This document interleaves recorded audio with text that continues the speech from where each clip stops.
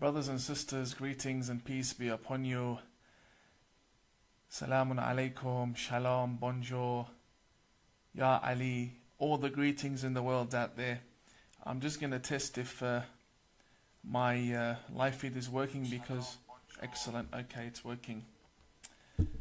As I have promised you, my weekly show will continue on this very page every Sunday at 5 p.m. Australian Eastern Standard Time. And the aim from these programs is to, number one, raise awareness about what really lies within the books that form the violent Sharia law that lead to the beheading of our citizens and the innocents around the world. And also, we need to educate ourselves in what is harmful to us and our children, so that we may know how to take precaution when it comes to dealing with this ideology. It is not harmful to educate ourselves in what is harmful. It is wise for us to understand what exactly lies within these books.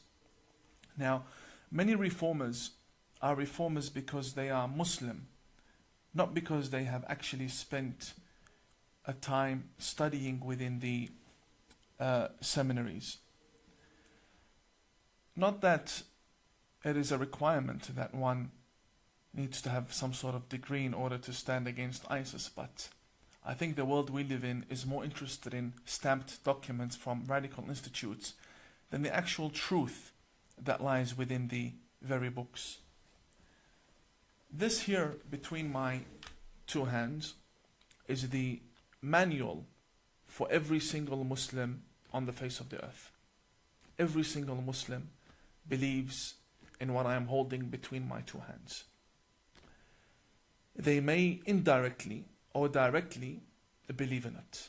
Meaning we may have a minority of Muslims that say, well, we don't believe in all of this, but they believe in books that depend on sources from these four books. Firstly, we have the Holy Quran. The Holy Quran is the holy book for all of the Muslims around the world, regardless of denomination, sect or group. All Muslims believe in the Holy Quran. If someone does not believe in the Holy Quran, then they are not Muslim. They have to believe in the Holy Quran. We will not be interpreting the Holy Quran, but that will be a separate program. I have here 4 volumes of Sahih al-Bukhari. If you had watched my appearance on the Andrew Bolt show, you would have seen that I had brought one of these volumes and I read from the volume, I referred to one of the volume, to what was written in one of the volumes. And it was very shocking for the nation as to what exactly lies within these books. The ABC Media Watch turned around and said, the statements of Imam Tawhidi are plain crazy. Well, I guess they're just proving our point, that indeed, what lays within these books and leads to our deaths is plain crazy. The problem is, you do not have access to these books. The problem is, even if you had access to these books, you would not be able to understand the literature within these books. Today, I want you to know what exactly lies within the books that are considered sacred right after the Holy Quran. In every mosque, or in the majority of mosques, and the majority of Muslim libraries and schools, the Holy Quran is placed right next to Sahih al-Bukhari. That is because Sahih al-Bukhari interprets the Holy Quran. Especially volume 3 from Sahih al-Bukhari that focuses on the Quranic interpretation. It teaches us Muslims how to live our lives, what ethics we need to abide by, and what exactly makes us good human beings. This is the manual that we have. Now I understand that some will say, well, the Bukhari is a Sunni author, and the Bukhari is respected by Sunnis, and I'm a Shi'i. So how is it that the Bukhari applies to me in my daily life? The answer is very simple. The Bukhari has influenced all of the tafsirs, the interpretations of the Holy Quran for all Islamic denominations, regardless whether they be Ahmadiyya, Sunni, Zaydi, or Shia. All Shia scholars take from interpretations of the Holy Quran that depended upon the Bukhari as a source in one way or another. This book has influenced every school of thought, and even grand ayatollahs within the Shia school of thought, such as Fadlullah, Khamenei, Khomeini, and also lecturers such as Ahmad al-Wa'ili. All of them refer to this book and they abide by it. Some may call them undercover Sunni, undercover Wahhabi. That is understandable. But that's not what I am saying. I am saying this book is a book that has led to the deaths of many people. This is a formula of war. This is what has made Islam a religion of war. This is what needs to be banned. Now obviously, with 4 volumes between my hands, I'm not going to be able to analyze each and every volume within this episode. But we are going to skim through these 4 volumes to find out what exactly is this book like, what was the line of thinking of this author, what on earth was he thinking when he compiled this, and why are the Muslims silent? But before I come into speaking about the Bukhari, it is worth asking a question. How come the Muslims who don't speak Arabic, other than the Imams, and how come the Muslims who don't speak Arabic completely, and how come non-Muslims, university teachers who have studied Islam and received degrees in Islam, how come they haven't come across this? Why is it that we are now learning about this Bukhari? The answer is very simple. When you go to a Muslim bookstore and you say, can you give me a copy of the Bukhari? You would expect to get this, but instead they will give you this. They'll give you 1 volume that is made up of Arabic and English.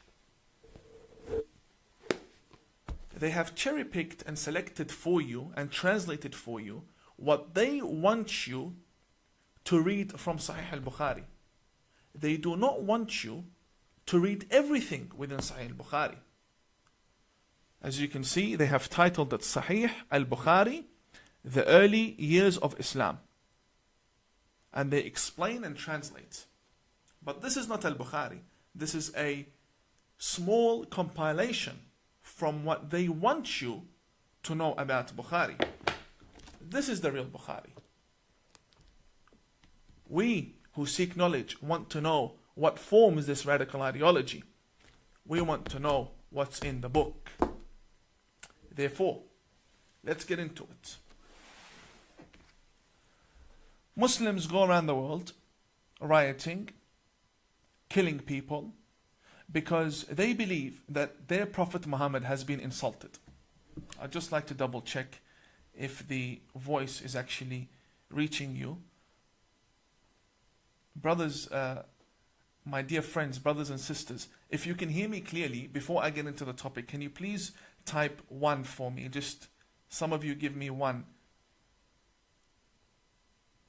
I'm reading the comments.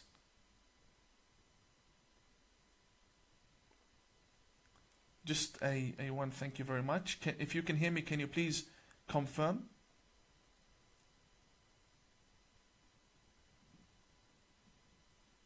Okay, excellent. We've received confirmation. The Muslims say that Prophet Muhammad is the best role model.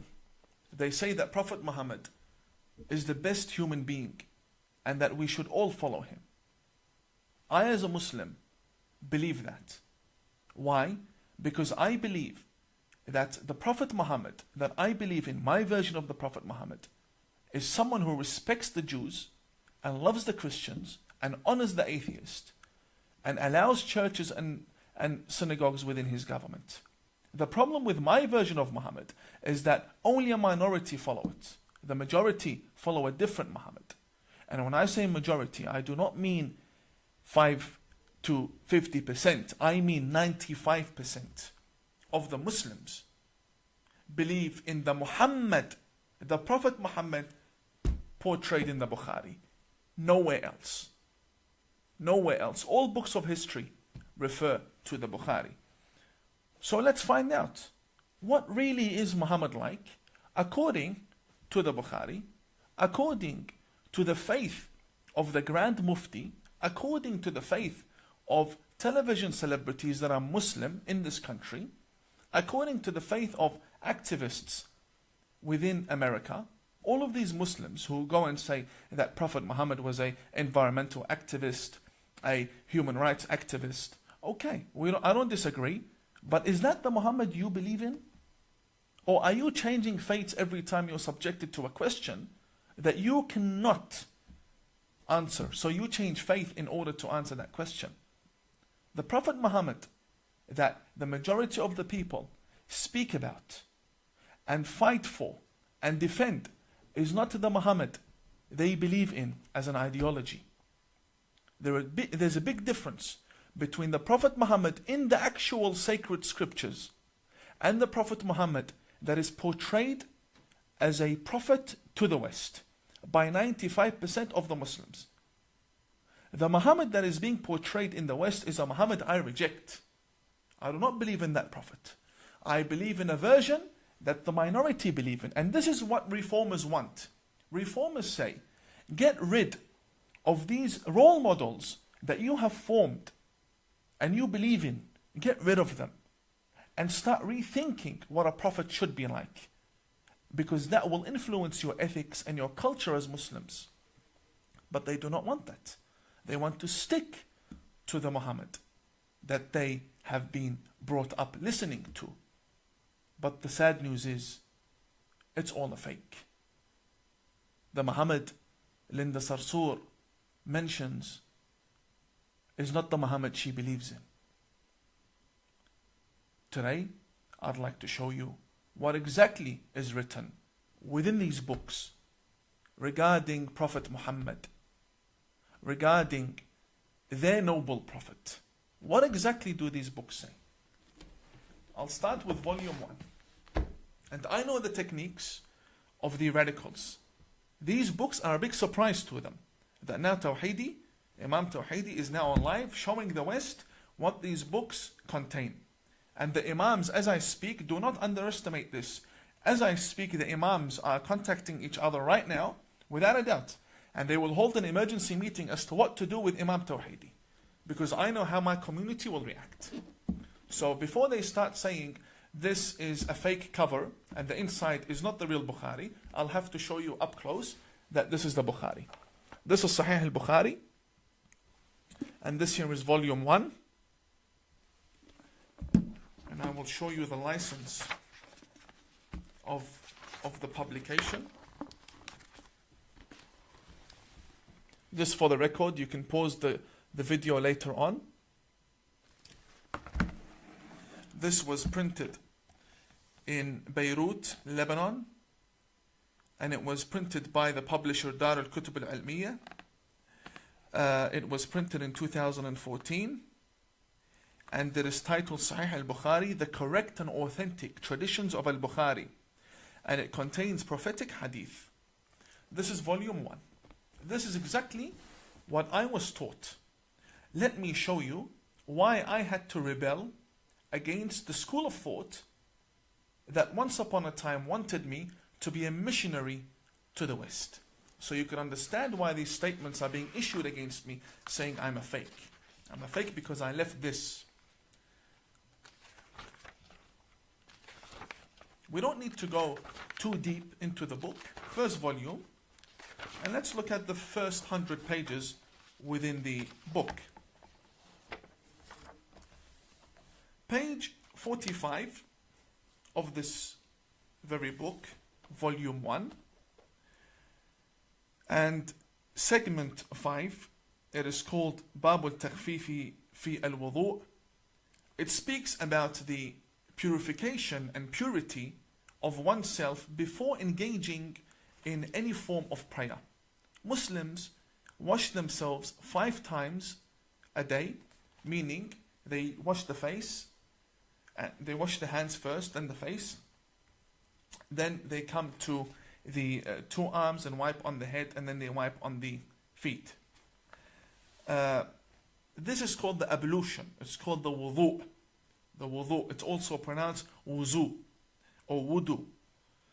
It is a must. There is no prayer accepted in Islam without that purification beforehand. They mention the Prophet Muhammad. They themselves, 95% of the Muslims believe in this. They say that the Messenger of God, Muhammad, came to a house, and I will recite in Arabic. ثم اضطجع فنام حتى نفخ. He laid down, slept, and began to snore. ثم أتاه المنادي. Then the caller for prayer, the person who wakes him up for prayer, came to the Prophet Muhammad. And he said to him, it is time to pray. فقام معه إلى الصلاة. Therefore the Prophet Muhammad woke up and went with the person who woke him up to go and pray together. فصلى ولم يتوضأ. And Prophet Muhammad prayed without washing himself, without purifying himself. This shows you that the Prophet who taught these 95% of the Muslims to wash themselves before praying, he himself does not wash himself. He himself is a hypocrite. And he himself has no prayer that is accepted. This is what they believe in. This is the hypocrisy within the Bukhari. Now we Shia, we don't even believe the Prophet needs wudu to begin with. The Prophet and Imam Ali, they don't need wudu. They are pure. Jesus, Moses, all messengers of God are pure. Yes, Umar ibn al-Khattab needs wudu. Umar ibn al-Khattab, who spread Islam by the sword, he needs wudu. He needs purification. As for a prophet, it doesn't make sense. So number one we have here, let's make a list of this. And I advise you to make a list along with me. So we have a prophet who is not pure when praying. If we move to page number 47, segment 14, it says here what is much worse than what we had just listened to. It states that a man by the name of Abdullah bin Umar, he says, فَرَأَيْتُ رَسُولَ اللَّهِ يَقْضِي حَاجَتَهِ مُسْتَدْبِرَ الْقِبْلَةِ مُسْتَقْبِلَ الشَّامِ, which means I saw the messenger of God, I saw the apostle of God in public performing his number one and number two in the middle of the street while facing Sham. Sham basically means Palestine. In another tradition, it says that he was seen مستقبل بيت المقدس. He was seen facing towards Masjid al-Aqsa. Now we have the Palestinians, they're fighting for Masjid al-Aqsa. They're fighting for the Aqsa Mosque in Israel. And here the same Muslims tell us that their Prophet used to do number one and number two facing towards that direction. Deliberately. This is the Prophet you believe in. And this is the Bakri version of the Prophet. This is the Umari version. And a prophet from God in the middle of the street doing number one, number two for everyone to see him. And it gets reported in history after 1,400 years. And you're proud to be following such a prophet? If we come down to page 62, we're still within the first 100 pages. We're still within the first 100 pages. Page number 62.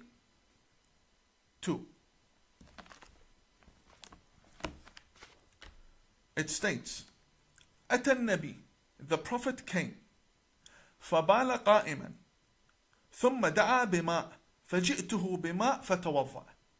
Which basically means, Prophet Muhammad came, and he urinated while standing up. He wanted water, we got him water, then he performed ablution. He performed the wudu in order to pray. The problem is in Australian media, the radical preachers in Sydney tell me and you that if you stand when you urinate, you are doing an act that is like the act of animals. That's what they say. They say only animals stand and urinate. And here the very Prophet stands and urinates. I will show you. I'm not here making things up here. All highlighted in yellow for you. I'll bring it up to the camera. That the Prophet, peace be upon him and his family, urinated when standing. Which means he's a hypocrite. And he has no ethics. According to the Bukhari. And I would love for the Grand Mufti, and I would love for Brother Walid Ali, Dr. Walid Ali, Sister Linda Sarsour, to come and defend their Prophet. This is your book. Either you denounce the book or you denounce the Prophet. Which one isn't? So now we have a Prophet who urinates when standing like an animal. Like an animal. And we have number 1 and number 2 in public. This is the book that forms Sharia law. Let's read what's in this book. Come to page 72 of volume 1 of Sahih al-Bukhari. This one here is worse. Yani, as you go deeper into the book, the worse it gets for you. It states here, كان النبي يدور على نسائه في الساعة الواحدة من الليل والنهار وهن 11. قال قلت لأنس أو كان يطيقه؟ قال كنا نتحدث أنه أعطي قوة 30. What does this mean? It means that the Prophet Muhammad used to visit all of his wives, and they were 11, and he would engage with them all in sexual intimacy. And he would do that during the day and during the night. And all 11 of them. And he wouldn't wash himself. He would not wash himself between each wife. So the person who narrated this report, he said, is this true? That Prophet Muhammad has the ability to satisfy 11 women? Here it says, he was given the power of 30 men. Yeah, Bukhari, who are you trying to fool? Who are you trying to fool? When you read this is the Prophet Muhammad that we were taught. I didn't bring this from Jupiter. This is the book for the greatest scholar in Islam after the Quran, according to 95% of the Muslims. I didn't make this up. It's in the Bukhari. I'm more than happy to bring this on any platform and we'll debate about it. This is very sad. Very sad. Prophet Muhammad, who you love and you go around killing people for. This is your hypocrisy. This is what you believe about your Prophet. This is the issue when we say ISIS came from Sunni Islam and they are doing what they are doing in Iraq. Everything is focused about the sexual desires that they have. Blow yourself up to get 72 virgins. This is your Prophet. Running around during the day and the night. He has nothing better to do. God sent him to engage in intimacy. He had nothing better to do, according to your most important source. Now this, and we're still on page 72. We're still on page 72, over here. Page 72. We haven't even reached page 100. And it just gets worse. This is volume 1. Volume 1 from Sahih al-Bukhari. As we are going through these books, you will see that the level of intellect and integrity and dignity and respect that the author has when speaking to his people regarding his own Prophet is very low. Very low level of respect when speaking about the Prophet. And none of us would want 1,400 years down the track to have a most important book circulated everywhere, considered sacred, that contains matters of your private lifestyle, matters of how you would deal with your wife. These are shameful things, and these are present in every mosque. And this is why our youth focus on the 72 virgins. Because if their prophet is running around after women 24/7, in the day and in the night, fil layli wal nahar, it's written in the book, during the day and during the night, then we cannot blame the radicals for wanting 72 virgins. Now we come to page 221. 221. The chapter of jihad begins. And this is the problem that we have when it comes to jihad. This here is volume 2 from Sahih al-Bukhari, the most sacred book after the Holy Quran. And this here is the chapter of jihad, so nobody says we're making things up. Chapter of jihad. We will open the chapter of jihad that is present in all of our mosques. Thank you very much. Thank you very much for importing these books from overseas. Segment number 7 in chapter 6 of volume 2, page number 223, as I have highlighted for you. I don't know how clear that is. I can provide you with scans if you like. The name of the chapter says it all. The name is called Bab Tamanni al-Shahada. The chapter of loving martyrdom. I want the Grand Mufti to answer me, what does this mean exactly? Because I know they will say it took it out of context. No problem. I'm an Imam and I've taken it out of context. You explain, please. قال رسول الله صلى الله عليه وآله والذي نفسي بيده لوددت أني أقتل في سبيل الله ثم أحيا ثم أقتل ثم أحيا ثم أقتل ثم أحيا ثم أقتل. What does that mean? It means that Prophet Muhammad says, I vow by God that I wish that I could be killed for the sake of Allah, then brought back to life, then killed, then brought back to life, then killed, then brought back to life, then killed once again, and then you go become a martyr and you go and you get your 72 virgins. And this is not something that we are just reading. This is not a magazine. This is Sahih al-Bukhari. The authentic. Sahih means authentic. After intense filtration for 1,200 years, this is what we have now come with to form the religion of Islam. So when you see its non-stop attacks towards the West, you know why.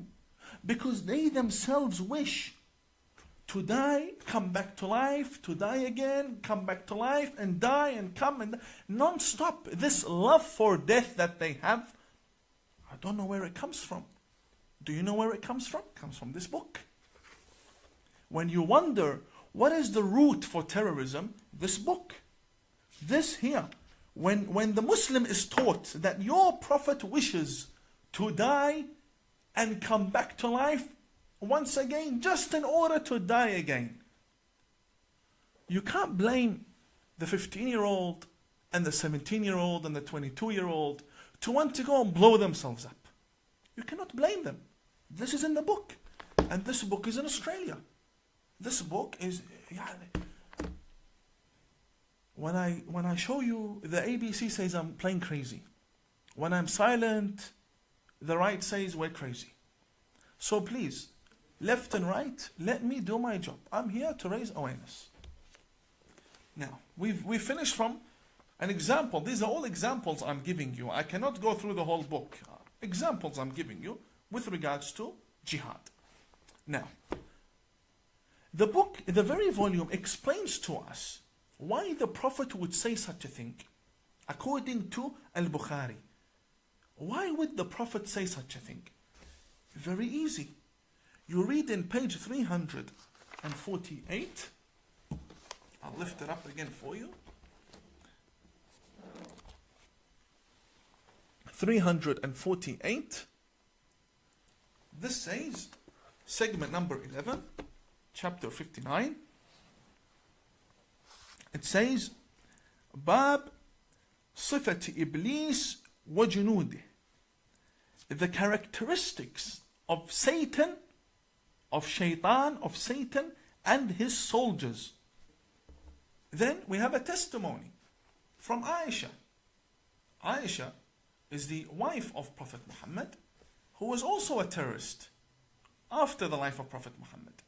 She was leading an army that killed many people, tens of thousands of people in Basra, also known by the Battle of the Camel.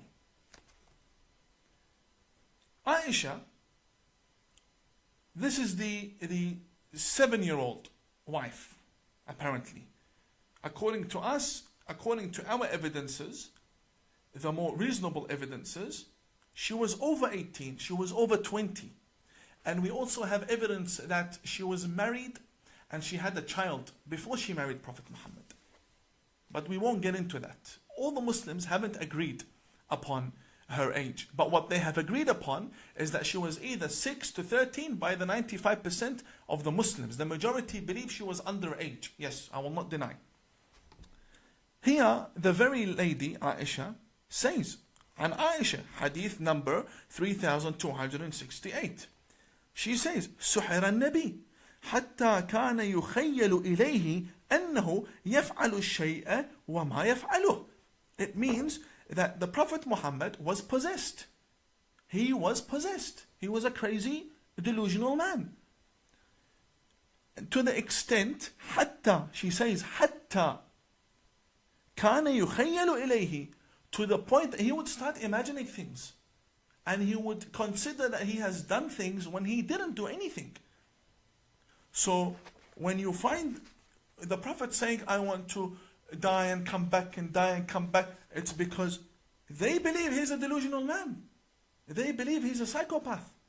They believe he's being possessed, which is even worse. How can an apostle of God be possessed by jinns? This is what they believe. Page 348. We're not making this up. Let's come to page 377. I want the Grand Mufti to explain, please. Explain in Arabic. I understand Arabic. Explain. We'll have our friends translate for you. No problem. Page 377. It states that the Prophet in 3372, Prophet Muhammad used to doubt in previous prophets, which clearly contradicts the Holy Quran. The Quran says, مَا نُفَرِّقُ بَيْنَ أَحَدٍ مِّن رُسُلِهِ. We do not differentiate between any of God's messengers. Here the Prophet Muhammad says, أن رسول الله قال نحن أحق بالشك من إبراهيم إذ قال رب أرني كيف تحيي الموتى.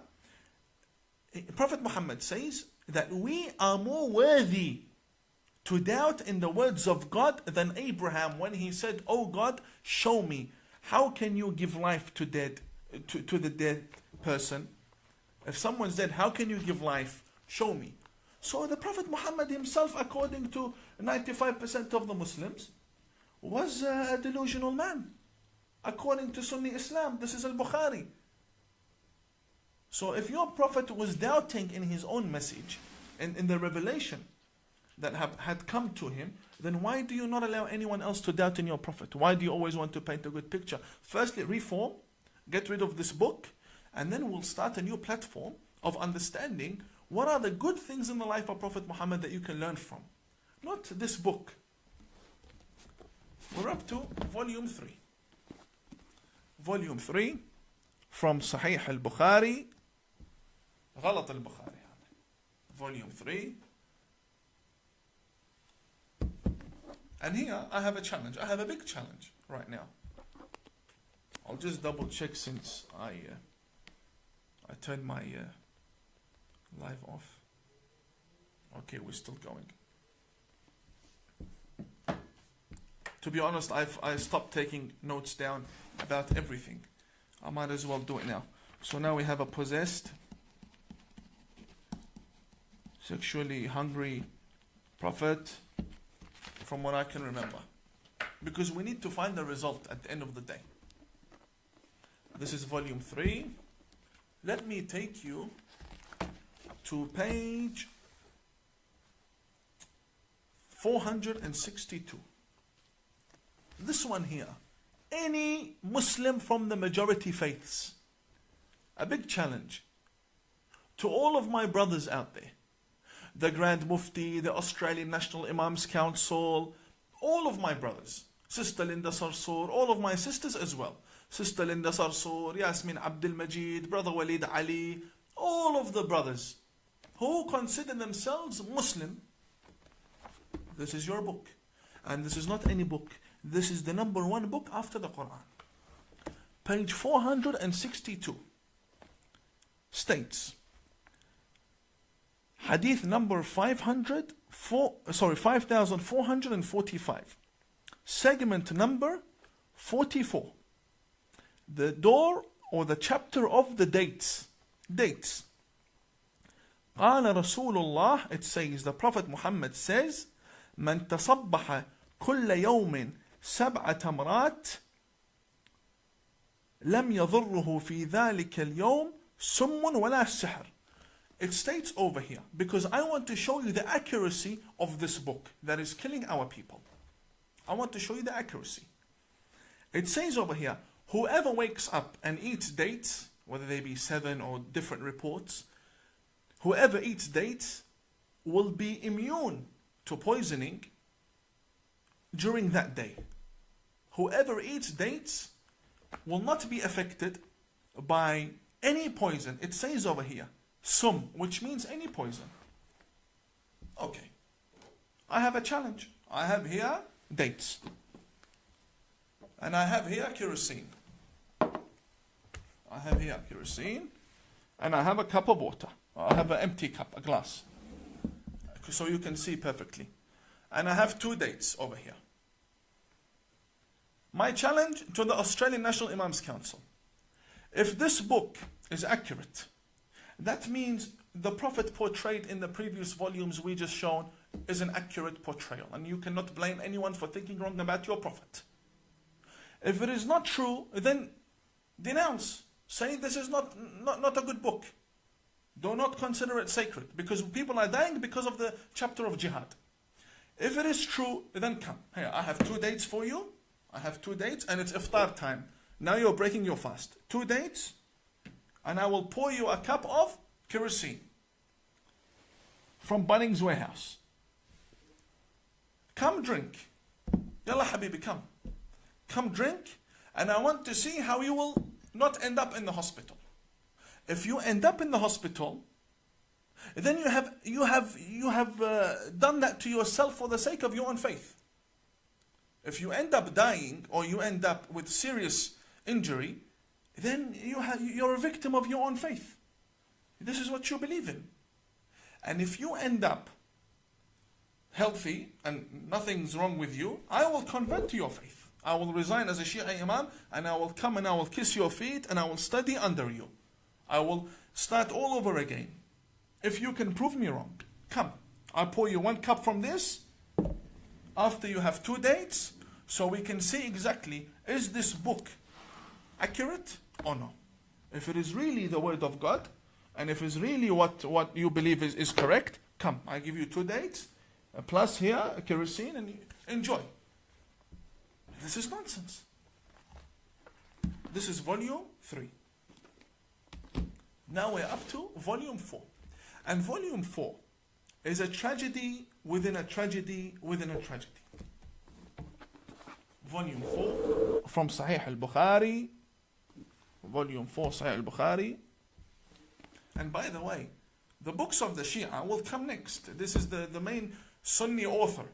Shia authors will come next. I will bring the Shia books and we will see exactly what's going on in this faith. We'll bring them all. The books of Khomeini and the thawing of the underage children, they will all come. So now we have volume 4, because this is very interesting. Because this is very interesting, I'm going to show you the license again of this very volume so nobody says it's a lie. Okay. Now let's go very far away from the whole world of jihad, and I'm pretty sure Islam has something to offer. I'm pretty sure 95% of the Muslims believe in a faith that should have something to offer, yani at least some medicine. Let's take a look at the medicine here.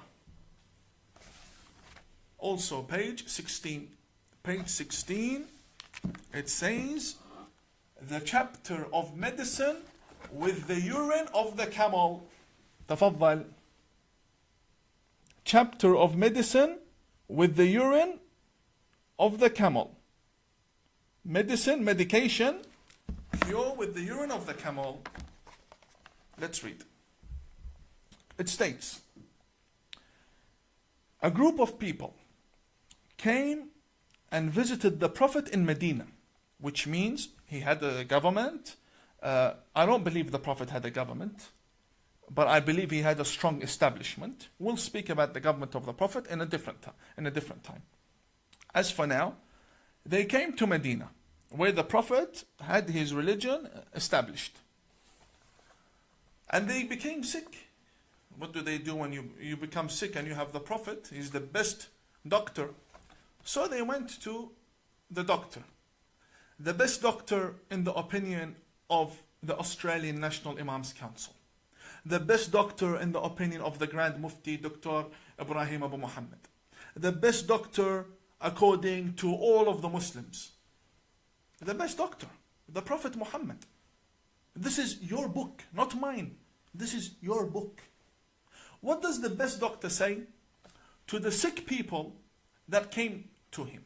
And what did he do when they took his prescription and ran with it? What did he do to them? فأمرهم النبي, they were sick. فأمرهم النبي, he ordered them أن يلحقوا براعيه, that they go after the owner of the camel. يعني الإبل, it states here, يعني الإبل, which means the camel. فيشربوا من ألبانها وأبوالها, to drink from its milk and urine. فلحقوا براعيه فشربوا من ألبانها وأبوالها. Not only did they listen and ignore, no, they actually chased the man who had the camel, and they stopped the camel, and they drank from the camel's urine, and they drank from the camel's milk. حتى صلحت أبدانهم. حتى صلحت أبدانهم. Until their bodies became strong again, and now they have the ability to go back to where they once came on foot, and they're strong, and everything is well. They're no longer sick because of the cure in the camel's urine. So what did they do now that they are strong? فَقَتَلُوا الرَّاعِي وَسَاقُوا الْإِبِلِ. After they drank from the camel's urine, they killed the owner of the camel, and they stole the camel. Now, until now, we have a tragedy. Because if this is real, then we have a tragedy. What is coming up, it's something I cannot call a tragedy. Watch. The Prophet orders them to go and drink urine from the camel. They go, they drink the urine and the milk, and then they kill the owner, they steal the camel, and they come back. Listen to this. فبلغ النبي, the Prophet heard, Prophet Muhammad heard. فبعث في طلبهم فجيء بهم.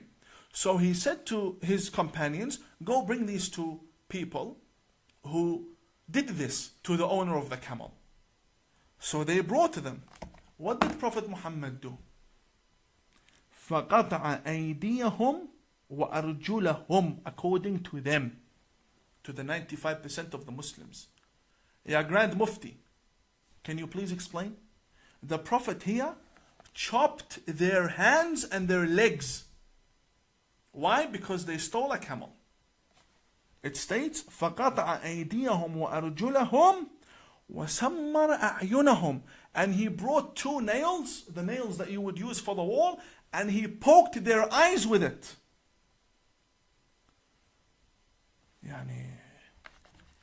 This is a terrorist. What kind of a doctor is this to begin with? Yani you have someone who's sick, comes to you, you refer them to go drink camel urine, and then when they steal the camel and they kill the owner, you chop their hands and their legs, and then you poke their eyes with nails. This is your prophet. This is your prophet. I did not make these books. This is your religion. Here, can you please explain? We just went through 4 volumes, and next week will be the Shi'i books. These are your volumes. Can you please explain to me? Because what I did now, I translated what is in the book. That's all I did. I did not add anything from myself. I translated what's in the book. Can you please explain if I as an Imam have taken it out of context? You please explain to me. How can 4 volumes be taken out of context? How can go drink the urine of the camel be taken out of context? How? But you don't find any of this in this English version that they give you as a gift on the streets of London and in Sydney. Because they do not want you to know what's in the book. Therefore, this is the very book that teaches us jihad. And this is the very book that teaches the Muslims how to love their Prophet. We saw their Prophet, and we saw the jihad, and we saw exactly what Bukhari teaches. Dear Grand Mufti, dear Mufti of Egypt, dear Mufti of Lebanon, Mufti of Syria, any Mufti, come defend your Prophet. Can you please respond to me about exactly what's written in these books, and why is it not written in the English version for the people to read? This is not sectarianism. I'm not here to make divisions within the community. I myself, I am an outcast from the community, but I am calling for reformation. We clearly have a problem in the books that we consider to be sacred scriptures.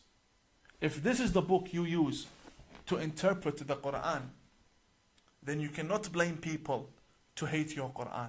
You cannot blame people to hate your Quran. If this is the intellect that we are displaying our religion with to the world, then may God be with the world and may God be with the religion.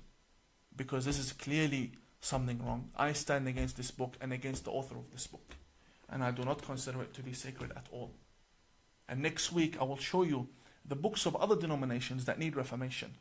My purpose here is to show you exactly what needs to be left within Islam. We cannot be reformers if we go to the mosque and we pray behind imams that quote from this book and revere this book and respect this book. The chapter of jihad was more than enough. All we had to read was 1 line. The chapter of jihad makes over 100 pages. I only read for you 1 line. To me, these are all attributions to my Prophet. I do not believe in them at all. I am a kafir in this book.